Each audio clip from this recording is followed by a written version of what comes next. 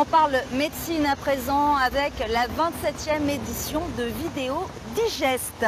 Les équipes d'endoscopie digestive du CHU de Nice ont pratiqué toute la journée des interventions en direct retransmises depuis l'hôpital de l'Archer et diffusées en simultané porte-maillot à Paris. Lucas Baron et Morgane Pouchard. Une patiente de 45 ans qui a commencé dans une embolie pulmonaire lors d'une grossesse en 2007. On pourrait se croire dans une série américaine. Micro, caméra, en pleine opération, l'équipe de l'hôpital L'Archer est en duplex avec Paris. Ce sont des lésions qui sont difficiles à exposer. Concentrés, ces médecins commentent chacun de leurs gestes. Ici, par exemple, une patiente atteinte d'une lésion du côlon est traitée par endoscopie digestive. On va retirer directement par séquence naturelle cette lésion.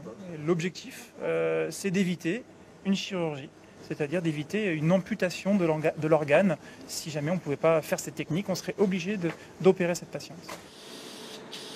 L'équipe du CHU de Nice est l'experte nationale de l'endoscopie digestive.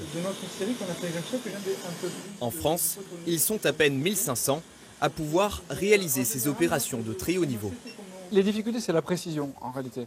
C'est la précision parce qu'il faut vraiment mettre l'aiguille au millimètre près dans la tumeur. Il faut éviter tous les vaisseaux. Il ne faut pas que la partie active de l'aiguille qui va délivrer le courant soit trop près de vaisseaux ou de structures digestives.